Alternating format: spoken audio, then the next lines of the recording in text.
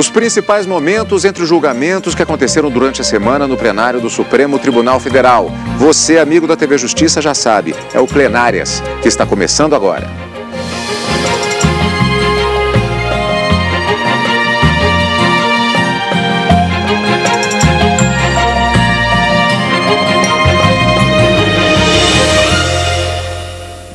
Hoje com as sessões dos dias 17 e 18 de abril de 2013. Karina, uma característica destas duas sessões é que foram essencialmente dois temas principais debatidos, mas com vários detalhes entre os processos que tiveram algumas idas e vindas até que a maioria deles chegasse a termo, chegasse ao seu julgamento efetivo pelo plenário. E uma curiosidade na sessão de quarta e de quinta é que dois temas foram abordados na quarta e também abordados na quinta-feira. A questão da condição de miserabilidade do idoso ou do deficiente para fins de recebimento de um salário mínimo por conta da lei de assistência, da lei orgânica da assistência social e também agravos regimentais contra a decisão do ministro Joaquim Barbosa, que havia indeferido o pedido de alguns dos condenados na ação penal 470, que foi julgada no ano passado, para a dilação, para o aumento do prazo previsto de 5 dias no regimento do Supremo Tribunal Federal para a interposição de embargos de declaração. Na quarta-feira houve julgamento de agravo regimental e na quinta-feira outros agravos também sobre o mesmo tema foram abordados no Supremo Tribunal Federal. Então vamos, como sempre, fatiar os julgamentos que aconteceram nestas duas sessões. Lembrando que, como foram muito detalhados os argumentos apresentados, os debates, hoje nós vamos aproveitar a reportagem da TV Justiça para mostrar como foram estas sessões. Começando com a quarta-feira, como já foi dito, os ministros do Supremo julgaram mais um agravo regimental na ação penal 470. Eles aumentaram de 5 para 10 dias o prazo para que os advogados de defesa dos acusados apresentem recursos após a divulgação do acórdão. Quem acompanhou foi a repórter Daniela Garcia. A defesa de alguns acusados alegava que este é um caso complexo e que seria impossível recorrer em apenas 5 dias. Os advogados pediam pelo menos 20 dias. Eles queriam que os votos dos ministros fossem disponibilizados antes da publicação do acórdão. Suprimir deliberadamente tempo útil de defesa, fecham-se as aspas, é no mínimo absurda, no meu modo de ver. Na verdade, sejamos francos, não é, senhores ministros? O que se busca aqui é a manipulação de prazo processual legalmente previsto. Por maioria, os ministros do Supremo Tribunal Federal decidiram ampliar o prazo para 10 dias, em vez de 5, como previsto no regimento interno. Os ministros também analisaram na sessão plenária de quarta-feira 2 recursos extraordinários do INSS que questionavam se o benefício de assistência continuada ao idoso deveria ou não ser pago mesmo quando outro integrante da família recebesse do INSS a aposentadoria ou outro benefício. O julgamento conjunto dos recursos havia sido suspenso em junho do ano passado, depois do pedido de vista do ministro Luiz Fux. Nesta quarta-feira, a análise foi retomada e o ministro afirmou que o mais justo seria ponderar os 2 votos da sessão anterior. Esse foi o panorama geral, portanto, dos julgamentos da quarta-feira. Vamos fatiar julgamento conjunto do recurso extraordinário 567.985, de relatoria do ministro Marco Aurélio, e o recurso extraordinário 580.963, relatoria do ministro Gilmar Mendes. Todos os recursos impetrados pelo INSS. No RE 567985, o INSS questionou decisão da turma recursal da Seção Judiciária do Estado do Mato Grosso, segundo o qual a autora da ação teria direito ao recebimento do benefício assistencial da prestação continuada, mesmo não preenchendo o requisito da miserabilidade, nos termos do artigo 20, parágrafo 3º da LOAS, como já falamos no início do programa de hoje, devido ao princípio da dignidade da pessoa humana e às peculiaridades do caso concreto, do caso em si. Já no 580963, estamos falando de outro recurso extraordinário, um julgamento conjunto, o órgão questionou acórdão da turma recursal da Seção Judiciária do Paraná, que ao confirmar sentença concedeu o benefício assistencial de prestação continuada ao idoso, previsto no artigo 203, inciso 5º da Constituição Federal. O fundamento, os benefícios do valor mínimo recebido por idosos ou por idoso integrante do núcleo familiar deveriam ser excluídos do cálculo da renda familiar per capita. Vamos direto ao final do voto vista apresentado pelo ministro Luiz Fux. De sorte que, senhor presidente, eu estou votando também no sentido de, conciliando as duas propostas de voto, permitir que o magistrado ateste o estado de miserabilidade para a concessão do benefício, desde que os integrantes daquele grupo familiar tenham interferência na economia do grupo familiar, que podem subsistir no mesmo lar duas famílias que têm economias completamente diferentes, e que, para não deixar muito em aberto, tendo em vista que o legislador vai ter um prazo para editar a lei, e que os magistrados flexibilizassem esse percentual diante do caso concreto até o limite de 5% acima desse valor. Então, é nesse sentido que eu voto, senhor presidente, de sorte que, em ambos os casos, eu estou negando o provimento ao recurso extraordinário. É voto do ministro Luiz Fux. O ministro Teori Zavascki, neste processo também, nesta votação da quarta-feira, divergiu do ponto de vista colocado pelo ministro Luiz Fux no seu respectivo voto vista. Vamos rever. Em face da absoluta diversidade da matéria, não há como supor que esse artigo 2º tenha operado a revogação por incompatibilidade do artigo 20, parágrafo 3º já referido. Por fim, ainda que se admitisse ter havido a afirmada revogação por incompatibilidade com leis de 93 e de 2003, é certo que, a partir de 2011, a norma alegadamente revogada foi restaurada, por força do que estabeleceu a Lei 12.470 de 2011, que, no seu artigo 3º, lhe deu a seguinte redação, destinada a adaptar o seu texto à Convenção de Nova York sobre os direitos das pessoas com deficiência, Decreto 6949 de 2009. Considera-se incapaz de prover a manutenção da pessoa com deficiência ou idosa a família cuja renda per capita seja inferior a 1/4 do salário mínimo. Não se pode duvidar, nessas circunstâncias, da vigência dessa norma, cujo sentido e alcance estão definidos, certo ou erradamente, aqui não cabe discutir, pelo Supremo Tribunal Federal no julgamento da DI 1232, cuja autoridade deve ser respeitada por sua eficácia erga omnes e seu efeito vinculante.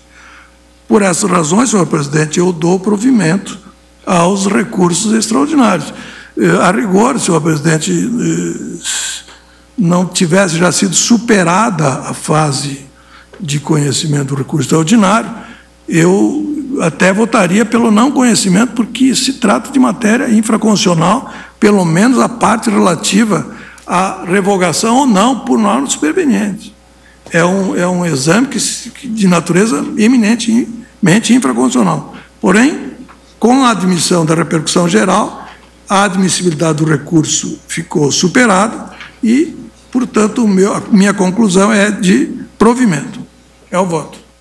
Karina, foi um processo muito debatido. Foi, aliás, um processo, não foram, porque na verdade foram dois processos na quarta-feira, vamos ver daqui a pouco, na quinta-feira ainda havia uma reclamação e há outros processos que tratam da mesma questão. Qual é o grande debate que envolve essas ações em discussão no Supremo? Vamos tentar entender primeiro. Os ministros do Supremo, ao receberem e julgarem esses dois recursos extraordinários, se depararam com decisões judiciais que, de uma certa forma, relativizavam aquele conceito de miserabilidade, ou seja, desse idoso ou deste deficiente que não tinha condições de se sustentar.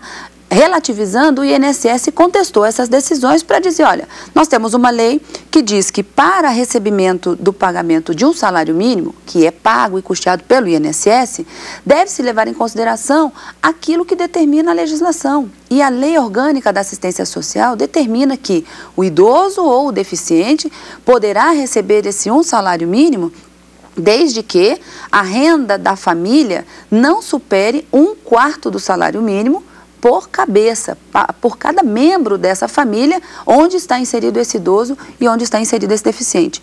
O que aconteceu nesses dois casos concretos trazidos nesses dois recursos extraordinários? Os juízes de primeiro grau, eles acabaram entendendo que aferir apenas essa realidade de 1/4 de salário mínimo por cabeça na família em que se encontra esse idoso ou esse deficiente é, por vezes, dependendo do caso concreto, uma situação que não exprime a realidade. Então, quer dizer, às vezes a família até tem um gasto muito grande com a medicação dos idosos, como foi falado no próprio plenário do Supremo Tribunal Federal. O idoso é cometido com uma doença, uma enfermidade que necessita de uma medicação, de um tratamento oneroso, e aí acaba reduzindo ele a uma condição de miserabilidade e a ensejar a concessão do benefício. Então, por vezes, nesses dois casos, né, o que o INSS queria era afastar essas decisões para fazer valer o que está descrito no texto legal. E por isso a discussão veio até o Supremo Tribunal Federal, questionando justamente o artigo 20, parágrafo 3º dessa Lei Orgânica da Assistência Social, chamada LOAS, e que prevê esse critério objetivo para a aferição da miserabilidade e que, de uma certa forma, vinha sendo relativizado pelos juízes de primeiro grau. Os debates continuaram e na sessão da quarta-feira o julgamento foi suspenso para que a Corte pudesse deliberar sobre a modulação de efeitos da decisão, fixando o prazo para o Poder Legislativo discutir e aprovar nova regulamentação. O ministro Celso de Mello levantou a questão de que a modulação exige maioria qualificada de 2/3 dos votos e a composição do plenário não estava completa no momento do exame do tema. Ainda nesta edição, o resultado que foi proclamado na edição da quinta-feira, após a continuação dos debates e a deliberação do plenário. Outro destaque ainda na quarta-feira e que, na verdade, se estendeu também para quinta-feira, mas, por enquanto, vamos tratar da sessão plenária do dia 17. 22º agravo regimental na ação penal 470. O agravo regimental foi interposto pela defesa de José Roberto Salgado, Cátia Rabeiro, Delúbio Soares, José Dirceu, João Paulo Cunha, José Genuíno e Vinícius Samarani contra a decisão do relator da ação penal 470, ministro Joaquim Barbosa, que no dia 5 de abril negou o pedido dos advogados para que os votos fossem disponibilizados à medida que liberados pelos ministros, concedendo pelo menos 20 dias para a publicação do acórdão.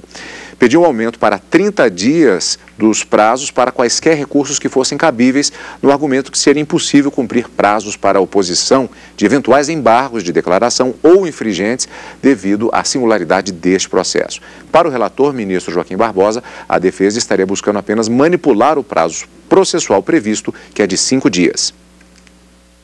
Eu destaco, por fim, que o acórdão, evidentemente, não será, aspas, substituído por vários vídeos das sessões de julgamento, fecha aspas, ao contrário do que sustentam os recorrentes. Será publicado normalmente e os agravantes sabem bem disso.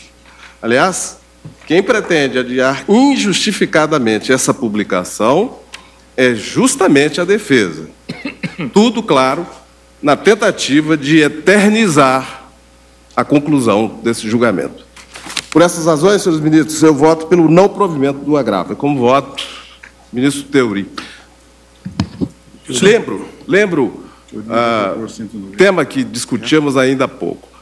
O regimento do Supremo é mais generoso do que o regimento, o prazo previsto. O prazo previsto no regimento do Supremo é mais generoso do que o prazo previsto na lei, que é o Código de Processo Penal, que fixa um prazo de apenas 2 dias. Por que essa discrepância? Porque esse prazo regimental vem da época em que o Supremo Tribunal Federal tinha poder para legislar sobre sede regimental. Em sede regimental sobre os processos da sua competência.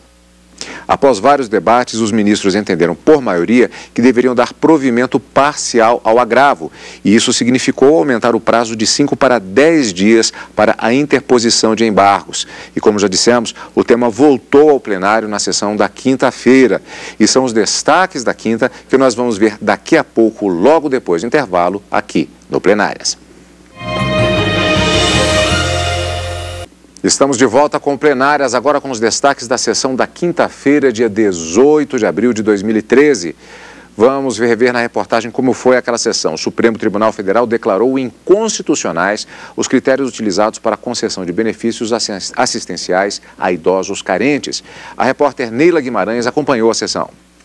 Nesta quinta-feira, os ministros decidiram que o valor de 1/4 do salário mínimo, determinado pela Lei Orgânica da Assistência Social, a LOAS, para que o idoso receba o benefício do INSS, não atende à realidade econômica dos beneficiários e que o Legislativo deve coordenar as várias leis que concedem benefícios a idosos e deficientes de forma a proporcionar tratamento igualitário. O plenário também decidiu que não houve violação da decisão do Supremo na ação direta de inconstitucionalidade que discutiu a questão da miserabilidade. Os ministros decidiram ainda que o artigo 34 do Estatuto do Idoso, que define os critérios para que os idosos recebam benefícios do INSS, e o parágrafo 3º do artigo 20 da LOAS, que define as formas de constatação de miserabilidade para efeitos de recebimento de benefício continuado, são inconstitucionais, mas as normas continuarão em vigência até que o Legislativo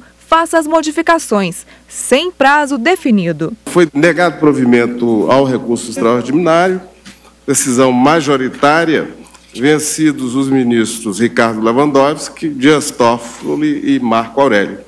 Se o telespectador já ficou com uma leve sensação de déjà vu, já não vi esse tema antes, exatamente porque, como vimos no primeiro bloco, na quarta-feira nós tivemos a questão dos benefícios aos idosos, ao idoso. O debate foi iniciado no julgamento de 2 recursos extraordinários. O tema voltou na sessão plenária da quinta-feira, sendo que foi chamado a julgamento, apregoado, também um outro tipo de ação, a chamada reclamação, mais exatamente a reclamação 4.374, de relatoria do ministro Gilmar Mendes, INSS versus turma recursal dos juizados especiais federais do estado de Pernambuco. Reclamação contra a decisão da turma recursal dos referidos juizados especiais, que condenou o INSS ao pagamento do benefício previdenciário previsto no artigo 20 da Lei 8.742 de 93, a famosa LOAS, como já estamos acompanhando.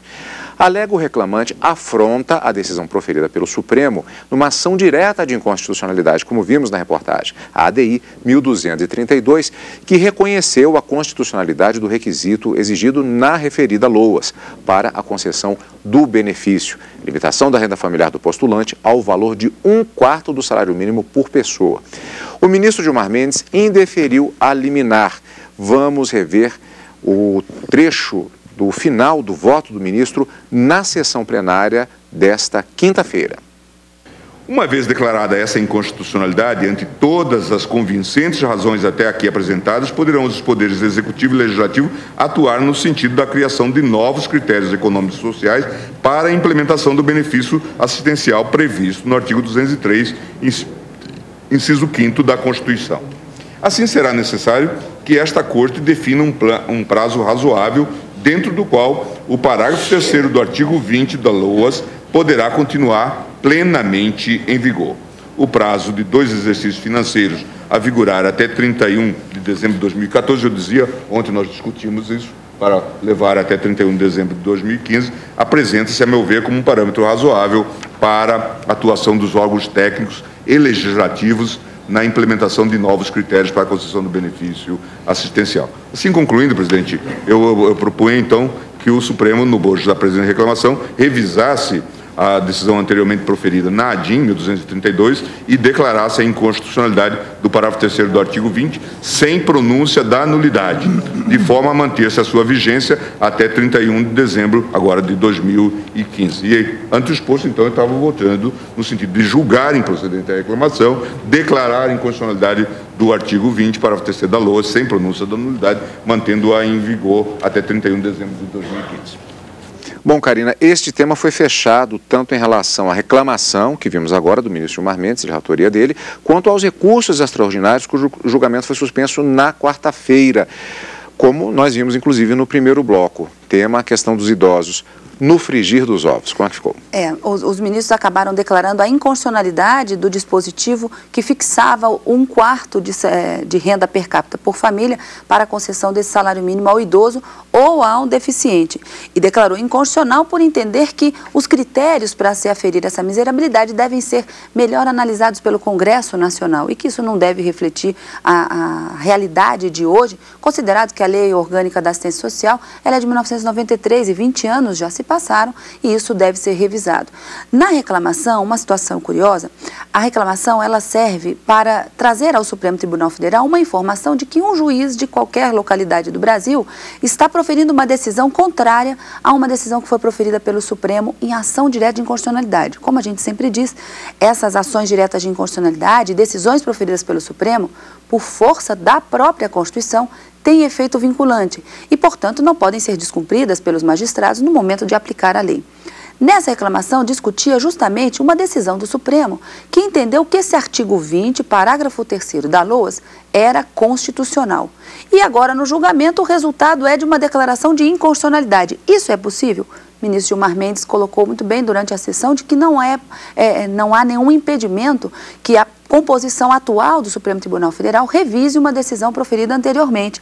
E, nesse sentido, acabou se formando uma maioria para declarar, na atual conjuntura, o artigo 20, parágrafo 3º da LOAS, que prevê essa concessão desse benefício ao idoso e ao deficiente de uma forma inconstitucional. Mas nós temos uma outra peculiaridade. É inconstitucional, mas continuará produzindo efeitos até que o Congresso Nacional se manifeste e elabore uma outra norma que atenda, sim, os critérios de miserabilidade atualmente, que deve levar em consideração não somente a renda per capita da família, mas também outras circunstâncias para se garantir o direito da dignidade e suportabilidade da existência digna desses idosos e desses deficientes. Karina, ainda fechando um outro tema que houve uma repetição e na verdade, até fechando que foi iniciado no bloco anterior, que foi a questão dos agravos regimentais que foram apresentados na ação penal 470. Tivemos o 22º agravo na quarta-feira e o 23º e 24º agravos regimentais na ação penal 470. Foi aplicada a mesma coisa da véspera, do 22º, o aumento do prazo. Como é que foi isso? Eles aplicaram o entendimento, então acabou sendo um julgamento bastante célere, mas com uma circunstância e uma peculiaridade também a mais na quinta-feira. Por sugestão do ministro Celso de Mello, aplicou-se também uma regra prevista no Código de Processo Penal em que seriam estendidos os benefícios dessa dilação, desse aumento do prazo para apresentação dos embargos declaratórios, também àqueles condenados, aos réus que foram condenados na ação penal 470, para interposição dos embargos de declaração ou, eventualmente, embargos infringentes. Então, não obstante todos não tenham recorrido da decisão, a decisão da dilação do prazo acabou sendo estendida também. Na próxima segunda-feira será realizada uma audiência pública para debater a controvérsia sobre a queima da palha da cana-de-açúcar, a ser analisada no recurso extraordinário 586.224, com repercussão geral reconhecida de relatoria do ministro Luiz Fux e que será julgada pelo plenário do Supremo. Eu conversei com o ministro Luiz Fux.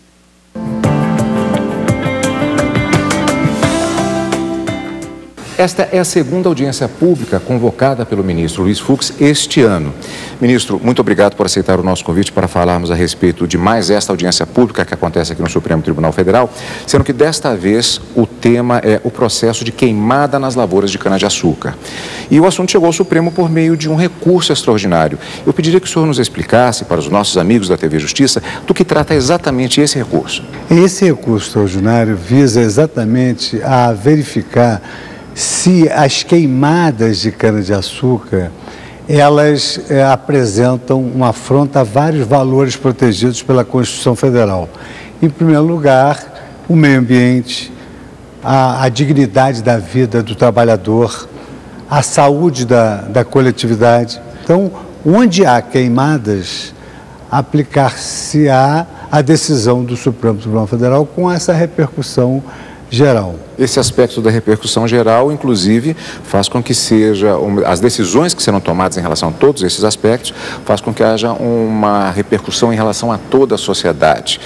O que será definido a partir desta decisão, já que existe a repercussão geral reconhecida neste recurso? É muito importante destacar que as audiências públicas têm sido um instrumento de participação democrática do povo na formação das decisões judiciais, porque os juízes têm conhecimento jurídico, têm conhecimento de direito, mas alguns conhecimentos interdisciplinares escapam à nossa percepção. Então, por exemplo, sustentam alguns que essa queimada na extração da cana deveria ser substituída pela mecanização. Segundo outros, a mecanização é absolutamente impossível, sacrificaria muitíssimo o trabalho humano. Então, esses conhecimentos mais específicos do setor serão trazidos, até exatamente por isso, as audiências públicas, elas são limitadas ao debate de aspectos técnicos. Nós não trazemos aqui, numa audiência pública, debates jurídicos. Os debates jurídicos serão travados no plenário. Mas como o direito não vive dissociado de uma realidade fática, é preciso que nós também forneçamos aos nossos colegas ministros que são convocados, são convidados também para presenciarem as audiências, é preciso que nós forneçamos esses dados interdisciplinares, como foram fornecidos em relação às células-tronco, a antecipação do parto do feto anencefálico e outras questões que, digamos assim, são periféricas àquilo que se vai decidir. Ministro, já é possível, então, da sua experiência, não só acompanhando várias audiências públicas, mas também presidindo essas audiências, uma que está em pleno andamento e essa que acontece agora, já é possível se mensurar o nível de contribuição desse instituto que é relativamente novo, da audiência pública, em fornecimento de dados aos ministros? Essas audiências públicas, elas permitem que o cidadão, no exercício pleno da cidadania, contribua para que uma solução judicial seja legitimada democraticamente, porque o grande trunfo da decisão de uma Suprema Corte é obter a confiança do povo. Essa é a grande arma do judiciário, é a confiança do povo. São 26 expositores, são muitas opiniões que são ali apresentadas para o livre convencimento dos magistrados. Tem-se a impressão que é uma carga de informação maior do que é obtida pelos ministros em um processo, digamos assim, normal. É a impressão só, ministro, ou não? Não, é a realidade, porque como é um tema interdisciplinar, é um tema que escapa à simples interpretação da Constituição Federal, ele vem, digamos assim, acompanhado de várias informações de diversos setores, porque nós ouvimos os que são contra e os que são a favor. Nós sopesamos essas duas opiniões. E como tudo isso é gravado, tudo isso é anotado, é possível ver, rever, ler, tresler e chegar a uma conclusão. Ministro, muito obrigado pela sua participação, uma boa sorte na condução dos trabalhos em mais esta audiência pública que o senhor vai presidir, portanto, nesta próxima semana. Muito obrigado. Espero ter a presença, como sempre, da TV Justiça. Com toda certeza, o cidadão brasileiro, portanto, vai acompanhar os trabalhos ao vivo aqui na TV Justiça. Portanto, além de você, amigo da TV Justiça, acompanhar a sessão da audiência pública com transmissão ao vivo na segunda-feira, nós também já temos encontro marcado na próxima semana. Na próxima semana, quarta e quinta-feira ao vivo, direto do plenário, e no final de semana com plenárias. Obrigado pela companhia, como sempre, e continue aqui na TV Justiça.